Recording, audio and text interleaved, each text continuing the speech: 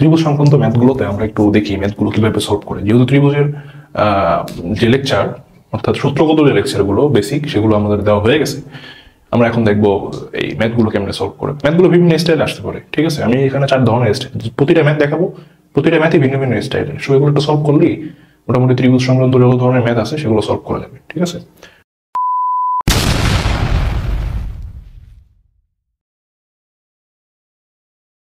প্রথম ম্যাথটা আসি, ইংলিশে লিখছি, আমি বাংলায় কনভার্ট করে দিচ্ছি, সমস্যা নেই। From a certain place two roads run in two direction, অর্থাৎ একটা নির্দিষ্ট জায়গা থেকে দুইটা রাস্তা দুই দিকে চলে গেছে, এবং রাস্তা দুটো যখন চলে গেছে making an angle of 120 degree, অর্থাৎ 120 ডিগ্রি কোণ তৈরি করে একে অপরের সাথে চলে গেছে। আচ্ছা, that places two persons move in the two direction, অর্থাৎ সেই বিন্দু থেকে, সেই প্লেস থেকে ওই দুটো রাস্তা যে 120 ডিগ্রি কোণে চলে গেছে, সেখানে দুজন ব্যক্তি এই দুটো ডাইরেকশনে রান করা শুরু করলো আর কি, ঠিক আছে। একজন করলো 10 কিলোমিটার পার আওয়ার বেগে, আরেকজন করলো 8 কিলোমিটার পার আওয়ার বেগে। তাহলে বলছে what will be the direct distance between from at after 5 hours, আজ ঘন্টা পরে তাদের দুজনের মধ্যবর্তী দূরত্ব কত। চিত্রটা আঁকি, ঠিক আছে, তাইলে বুঝতে সুবিধা হয়ে যাবে আর কি। ধরে নিচ্ছি সেই প্লেসটাই, সেই প্লেস থেকে একজন এদিকে রওনা করছে, এই যে এদিকে, আরেকজন রওনা করছে তার 120 ডিগ্রি বরাবর উপরের দিকে। ওকে, তাহলে একজন ব্যক্তি রওনা করছিল 10 কিলোমিটার পার আওয়ার, এই কথাটার দিকে তাকাই, ঘন্টায় 10 কিলোমিটার, তাহলে 5 ঘন্টা যদি চলে সে অবভিয়াসলি 10 × 5 মানে 50 কিলোমিটার অতিক্রম করবে। তাহলে এটা যদি ও বিন্দু হয়, তো ধরে নিচ্ছি এই ব্যক্তিটা এখান থেকে 50 কিলোমিটার এদিকে গেছে আর কি, এটা 50, এটা ও, এটা বি, তাহলে ও বি এর মান 50 কিলোমিটার। আর এই ভদ্রলোক যে ও থেকে এতে গেল, সে 8 কিলোমিটার পার আওয়ার বেগে গেছে, 5 ঘন্টা চললে 5 × 40, দ্যাটস মিন 40 কিলোমিটার এতটুকু। আর এই মধ্যবর্তী কোণ 120 ডিগ্রি। আমাকে বের করতে বলছে এই যে এইটা এবি কত, এবি সমান সমান কত, ঠিক আছে। ওকে ফাইন, এটা অনেকভাবেই বের করা যায়। আমি একটু সমকোণী ত্রিভুজ অ্যাপ্লাই করে বের করবো, মানে বিভিন্নভাবে বের করা যায়, কোনো সমস্যা নেই, যে কোনো একভাবে বের করলেই হয়। যেমন এটা একভাবে বের করা যেতে পারে, ওইটার উপর লম্ব টানলাম, এটা ডি বিন্দু। এখন এটা যদি 120 ডিগ্রি হয়, অবভিয়াসলি এই কোণটা হবে 60 ডিগ্রি, কারণ সরল রেখার উপরে 180 ডিগ্রি হয়, তো এটা 120 ডিগ্রি হলে এটা 60 ডিগ্রি হবে শুধু।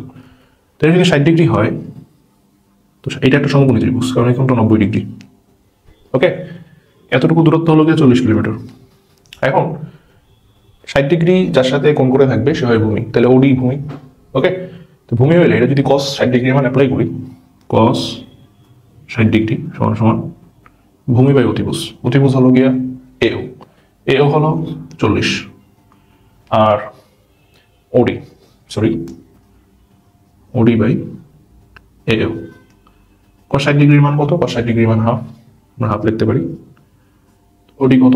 ওডি হলো জানা নাই আমাদের, আর এও কত সেটা আমরা জানি, সেটা 40 বাই ওডি। ফাইনালি ওডি সমান সমান আমরা পাই 20, তাহলে এতটুকু আমরা বের করছি 20। তাহলে বিডি সমান সমান আমরা পাইতেছি 20। এবার আমরা লম্বটা বের করি, cos 60 ডিগ্রি ধরছিলাম ভূমি বের করার জন্য, লম্ব শূন্য সাইন, সাইন 60 ডিগ্রির মান কত? √3/2 সমান সমান লম্ব বাই অতিভুজ AD বাই OA হলো 40 × √3/2, তাহলে AD সমান সমান 40 × √3/2, তাহলে 20 × √3। আশা করি ক্লিয়ার। তাহলে এই AD সমান সমান বের হয়ে গেছে 20 × √3।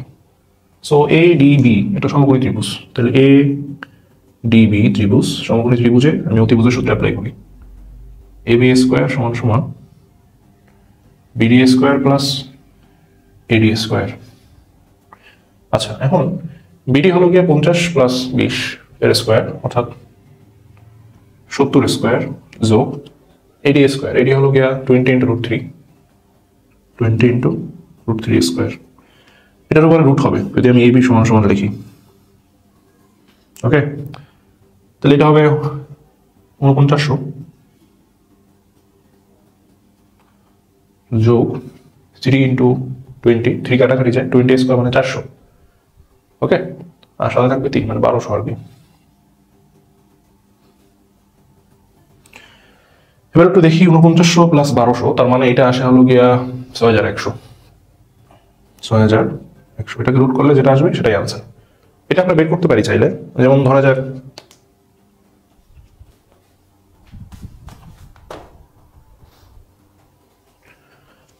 6064 রুট 64 হলো গিয়ে 8, তাহলে এই মানটা কিন্তু 6400 না, 6100। তার মানে 8-এর থেকে ছোট হবে, 80-র থেকে ছোট। আর 749 4900 এর থেকে বেশি। তাহলে এই মানটা মেবি খুব সম্ভবত 7 এবং 8-এর মধ্যবর্তী যে রুট 7.5, অর্ধেকের থেকে একটু বেশি, অলমোস্ট 78 মিটার, অলমোস্ট। মুখেই বের করা যায়, আপনারা চাইলে ক্যালকুলেটর বসাই বের করতে পারেন। আচ্ছা, কোশ্চেন 2 আসি। বিষমবাহু ত্রিভুজ এবিসি এর বাহুগুলোর মান এমনভাবে নির্ধারিত যে এডি মাধ্যমা দ্বারা গঠিত ত্রিভুজ এবিডি এর ক্ষেত্রফল x বর্গমিটার। ত্রিভুজ এবিসি এর ক্ষেত্রফল কত? আচ্ছা, বিষমবাহু ত্রিভুজ আঁকি একটা।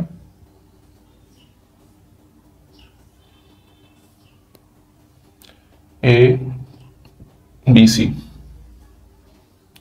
বিষমবাহু মানে যার বাহুগুলোর কোনো ঠিক ঠিকানা নাই, 3টা বাহুই আননোন এবং 3টা বাহুই হলো গিয়া সমান না, অসমান। তো এডি মাধ্যমা দ্বারা গঠিত, যে কোনো একটা মাধ্যমাটা নিয়ে আমি, মাধ্যমা মানে হলো গিয়ে কোনো একটা বাহু নিব, সেই বাহুর মধ্যবিন্দু বিপরীত শীর্ষবিন্দু থেকে যে দূরত্বটা সেটাকে বলা হয় মাধ্যমা। যেমন ধরা যাক বি এবং সি কে মধ্যবিন্দু নেই, সেটা হলো গিয়ে ডি। তাহলে বিপরীত শীর্ষবিন্দু এ থেকে যে লম্বটা টানবো আমি এখানে, এটাকে বলা হয় এডি মাধ্যমা। ক্লিয়ার? আচ্ছা, তাহলে এডি মাধ্যমা যদি এটা হয়, তো এই মাধ্যমা দ্বারা এ ডি বি এবং এ ডি সি, এটার ক্ষেত্রফল কত দেওয়া আছে? x মিটার, বর্গমিটার। ক্লিয়ার? এ ডিবি x বর্গমিটার। চাইছে এবিসি এর ক্ষেত্রফল কত? যে কোনো ত্রিভুজের মাধ্যমা ত্রিভুজকে দুইটা ভাগে বিভক্ত করে। তাহলে ক্লিয়ার কি বুঝলাম আমরা? যে কোনো ত্রিভুজের মাধ্যমা, যে কোনো ত্রিভুজের মাধ্যমা ত্রিভুজকে সমান দুটি ভাগে ভাগ করে।